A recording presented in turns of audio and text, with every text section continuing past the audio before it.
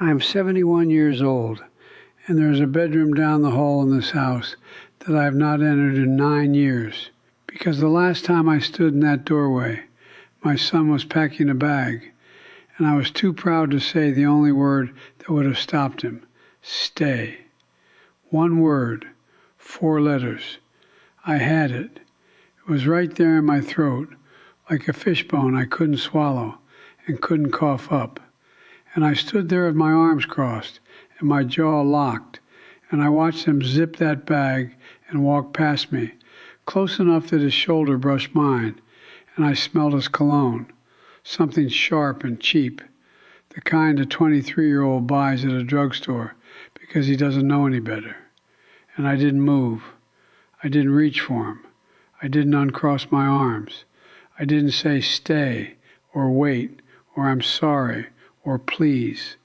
I said nothing. And he walked out the front door, and I listened to his car start in the driveway, and I listened to the engine rev, and I listened to the tires roll across gravel, and I listened until there was nothing left to listen to except the sound of a father standing in a hallway, realizing he just let his only son leave and doing nothing about it, because doing something would have required bending, and I had spent my entire life refusing to bend. His room is exactly the way he left it. Baseball trophies on the shelf, a poster of LeBron James circa 2012, a twin bed with a navy blue comforter that still has a crease in it from where he sat while he packed, his high school diploma in a frame on the wall, his name, Daniel Robert Ashford, my name in his name, my father's name in his name, 3 generations in 6 syllables, and I can't say any of them out loud without my chest caving in. So if you're watching this, if you've got a child you haven't spoken to, a son or a daughter who stopped calling, who stopped coming home, who stopped trying because you made trying feel like losing, I need you to hear this from a man who won every argument with his son and lost his son entirely. Pride is not strength. Pride is a lock on a door you desperately want to open but can't, because you're the one who installed it and you threw away the key. And now you stand on one side and your child stands on the other, and between you is a door that could be opened with 3 words: I was wrong. But those 3 words feel heavier than concrete, and so the door stays shut and the years pile up like snow against it until you can't even see the door anymore. Just the pile, just the years, just the white blank nothing of wasted time. Let me tell you about pride, where I got it, how I built it, how it went from a shield that protected me to a prison that consumed me. My father was a man named Robert Ashford. He was a mechanic in Knoxville, Tennessee. Hands like sandpaper, jaw like a cinder block. A man who believed that the measure of a man was his ability to endure without complaint. He never said, I love you, not once. Not to me, not to my mother, not to anyone. He said it through labor, through sacrifice, through a 60-hour work week that bent his back and calloused his hands and paid for a roof and food and clothes, and the quiet, satisfied nod he gave himself in the mirror every morning that said, I am providing, and providing is enough. He was wrong. Providing was not enough. But I didn't know that then. Then I worshiped him. I studied in the way a boy studies his father, with a reverence that borders on religion. I learned his language: work hard, don't complain, don't cry, don't ask for help, don't show weakness. Weakness is a door, and if you open it, people will walk through it and take everything. He never hugged me. I need to say that plainly. In 18 years of living in the same house, my father never put his arms around me. Not when I scored the winning run in Little League, not when I graduated high school, not when my mother died and I was 15 and standing at her graveside in a suit that didn't fit and a grief that didn't either. He stood next to me, hands in his pockets, jaw set, eyes dry, a monument to composure in a cemetery full of people who were allowed to feel. I wanted him to hold me. God, I wanted him to hold me. I was 15 years old, and my mother was in the ground, and I wanted my father to put his arms around me and tell me it was going to be okay, even if it wasn't, even if it was a lie. I needed the lie. I needed the arms. I needed the permission to fall apart, and he didn't give it. He gave me a nod, the same one from the mirror, the one that said endure, survive, stand up straight, be a man. I became that man, his man, a photocopy of a photocopy, each generation losing resolution but keeping the shape. I grew up to be hard, capable, reliable, respected.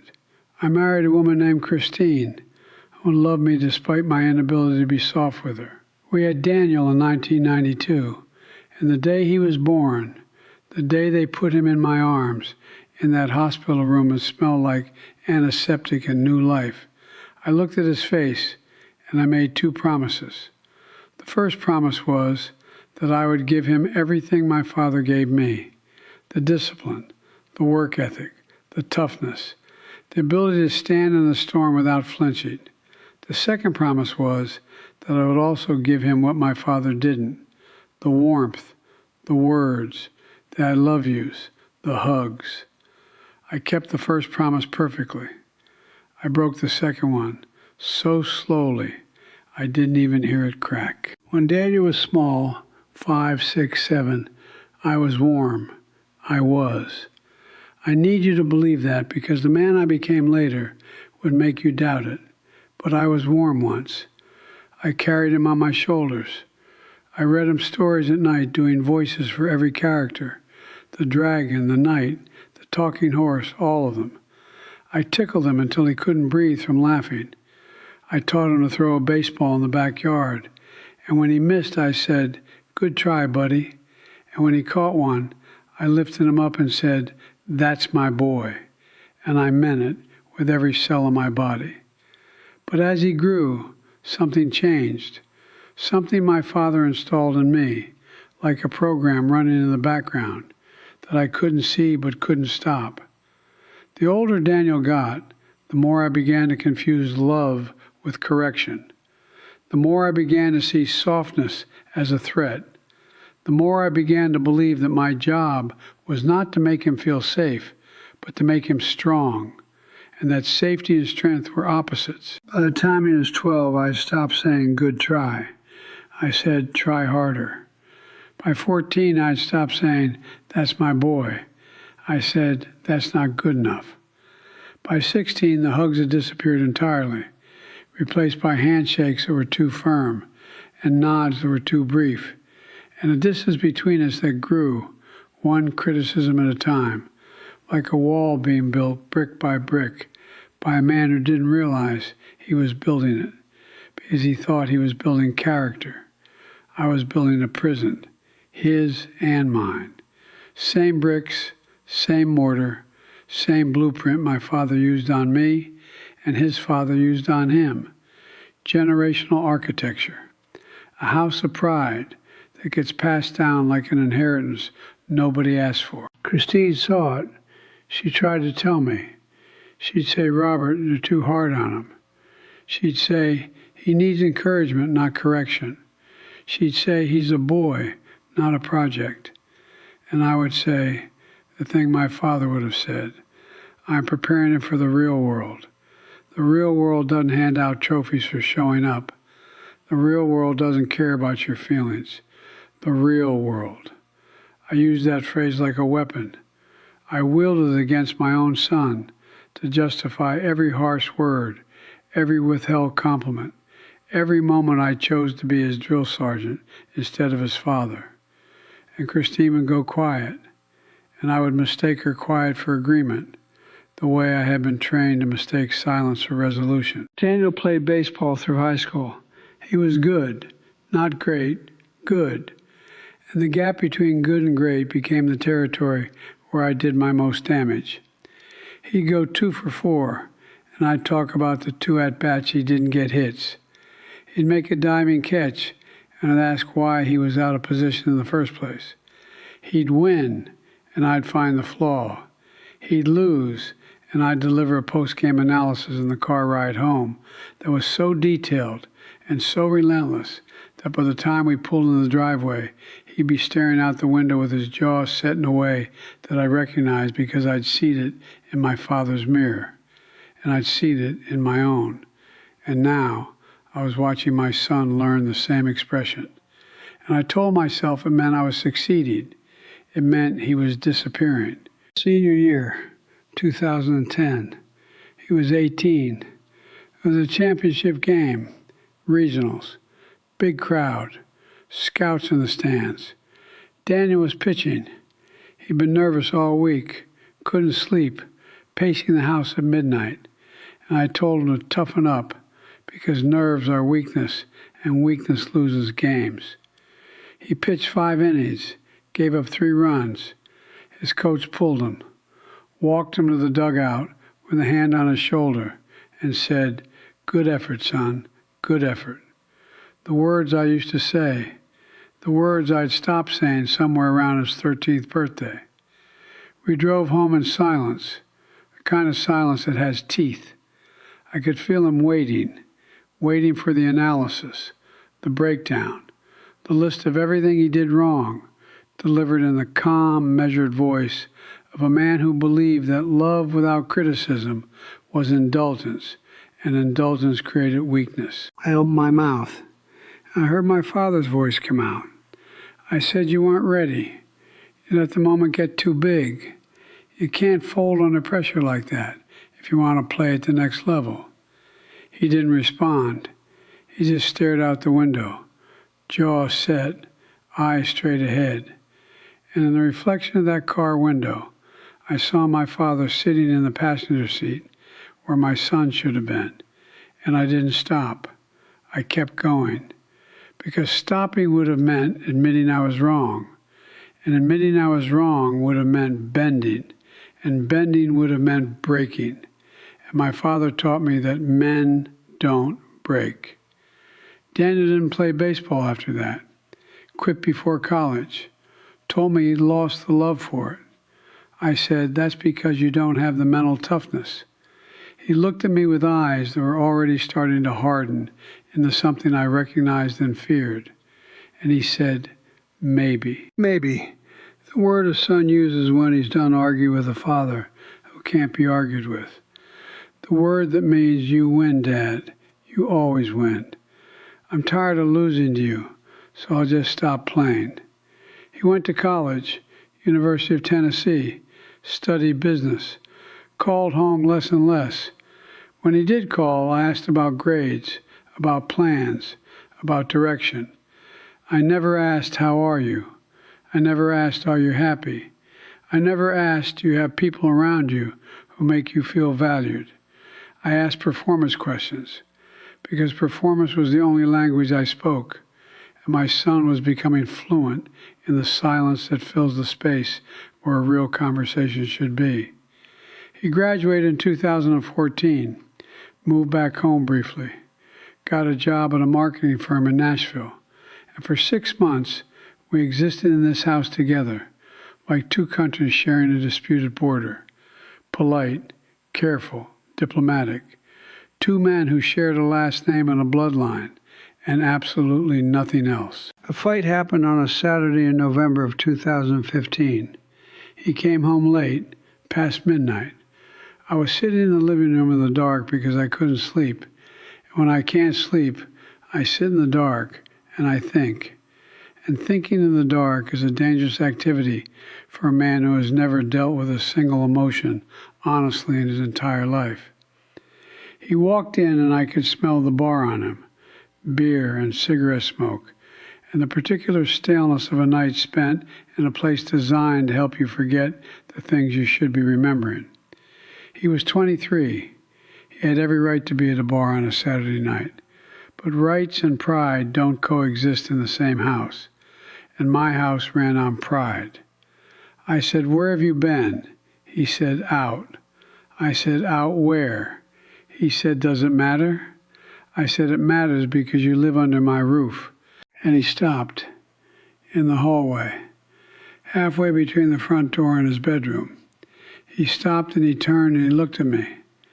And I could see in his face every argument we'd ever had, every critique in the car, every withheld compliment, every hug that didn't happen, every "I love you" that got swallowed. All of it was in his eyes, and his eyes were not angry. They were exhausted. The exhaustion of a son who has spent 23 years trying to earn something from his father that his father doesn't know how to give. He said, "You know what, Dad? You're right. It's your roof. Everything in this house is yours. Your rules, your standards, your way. I have never once been good enough for any of it. Not my grades, not my baseball, not my job, not my choices. Nothing I do is ever enough for you. And I am tired. I am so tired of being your disappointment." The word hit me like a truck. Disappointment. My son thought he was my disappointment.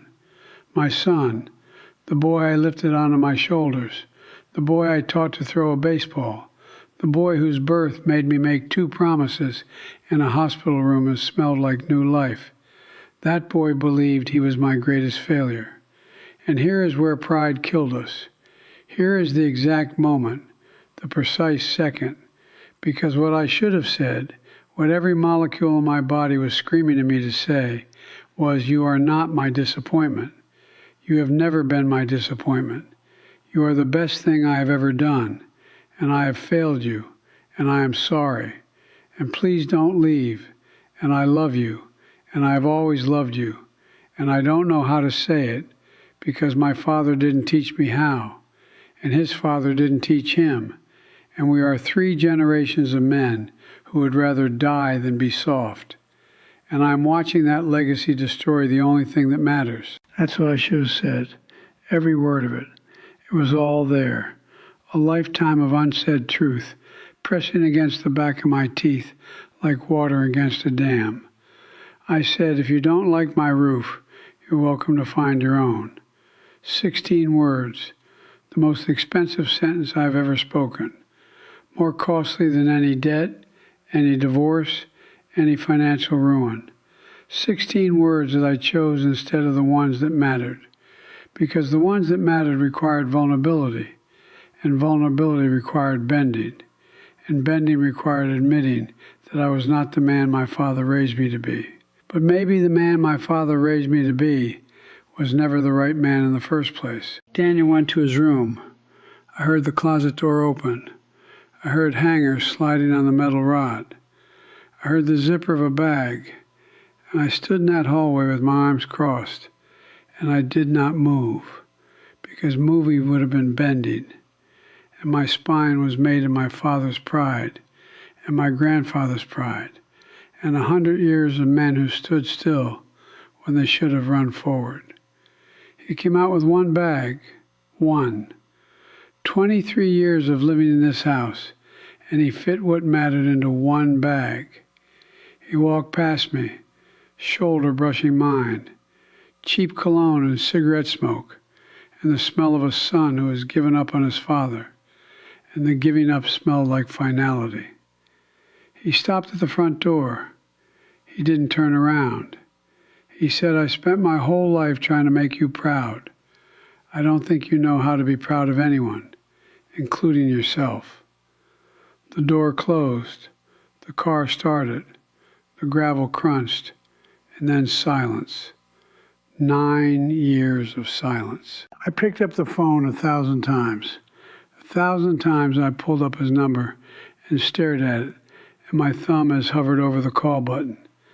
And every single time the pride rises up like bile and says, don't call. He should call first. He's the one who left. He said those things. He owes you the first move. And that voice That pride voice sounds exactly like my father. Exactly. Same cadence, same certainty, same fundamental misunderstanding of how love works. Because love doesn't keep score. Love doesn't calculate who owes the first move. Love calls at 2 a.m. because the silence is unbearable and the pride can go to hell. Because your son is out there somewhere and he's 32 now and he might have kids you've never met and a life you know nothing about.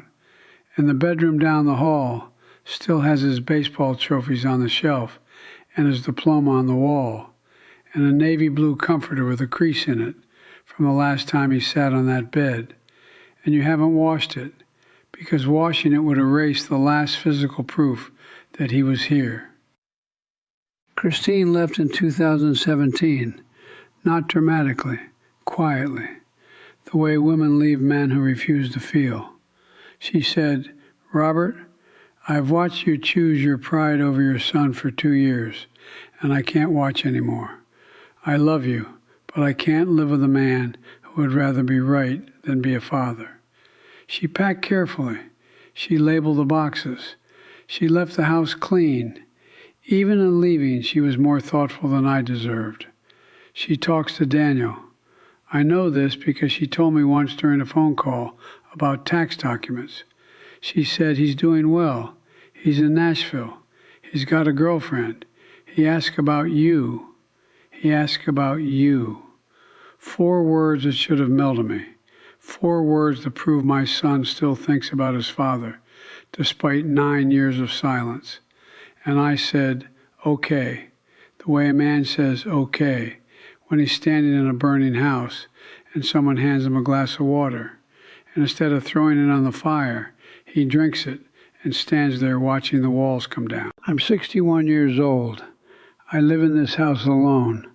I walk past his bedroom door every morning.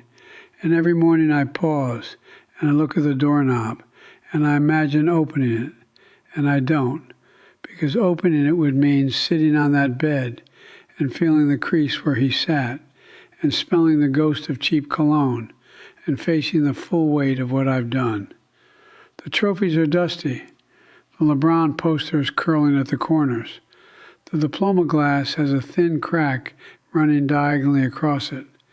And I don't know when it happened, but it feels like a metaphor I didn't write but deserve. I am my father. That's the truth I've been running from. I am Robert Ashford Sr.'s masterpiece, a perfect replica of emotional unavailability, wrapped in the language of toughness and discipline and preparation for the real world. And my son, my Daniel, had the courage to do what I never did. He walked away. He broke the chain. He refused to pass it on. And I should be proud of him for that. That should be the thing I'm proudest of. My son was brave enough to choose vulnerability over pride, and that bravery looks exactly like the thing I call weakness. And it was the strongest thing anyone in this family's ever done. Now I'm talking to you. You, the father who hasn't called, the mother who's waiting for an apology before she reaches out, the parent sitting in a house with a closed door and a phone full of excuses, and a pride so thick it's become the walls and the ceiling and the floor. Your child is out there right now, living a life you're not part of, growing, changing, maybe becoming a parent themselves, maybe holding their own baby in a hospital room, making promises they hope to keep. And your number is in their phone. And they look at it sometimes, and they wonder.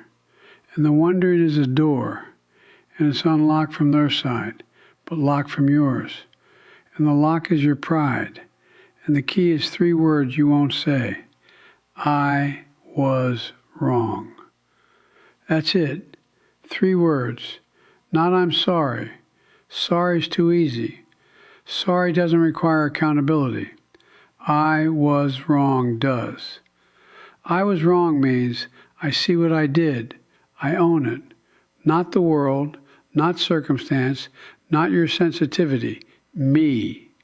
I was wrong. Call them tonight. Not when you're ready. You will never be ready. Readiness is a lie pride tells you to keep you waiting. You will be scared. Your voice will shake. They might not answer. They might answer and say nothing. They might answer and say everything. You don't get to control what happens after the call. You only get to control whether you make it. Make it. Dial the number. Listen to it ring. And if they pick up, say their name first. Not hello, their name. Let them hear what it sounds like in your mouth after all this time. Let them hear that you remember what to call them. Let them hear that the word still works, that the connection still exists, even if the wire has been cut for years. Then say, I was wrong. I was wrong about what strength means. I was wrong about what love requires. I was wrong to let you walk out that door. I was wrong to make my pride more important than my son. I haven't made that call yet. I'm telling you to do something I haven't done, and the hypocrisy of that is not lost on me. But I'm closer tonight than I've ever been. I'm closer because saying this out loud to strangers is the first honest thing I've done in 9 years.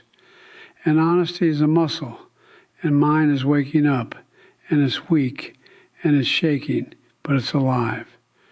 Daniel, if you ever see this, if someone sends you this, or the algorithm puts my face on your screen, and you recognize the old man your father became, you were never my disappointment. You were the only thing I ever got right, and I was too proud to tell you. And that pride, that addiction, that poison dressed up as strength, it cost me everything. It cost me you. I'm going to call you tonight. My hands will shake. My voice will crack.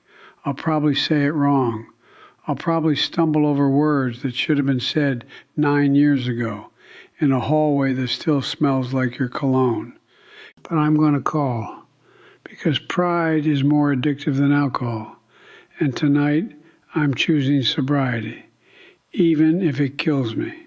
And if you're watching this, whoever you are, wherever you are, if there's a door in your house you haven't opened, if there's a number in your phone you haven't dialed, if there's a name you haven't said out loud in years, because saying it would crack you open, and cracking open feels like dying. It's not dying. It's the opposite. It's the only thing that's actually living. Open the door. Make the call. Say the name. Before the bedroom becomes a museum and the trophies gather so much dust you can't read the nameplate. And the only person who could forgive you is gone. And the silence at the end of the hallway becomes permanent. It's almost permanent for me. Don't let it become permanent for you.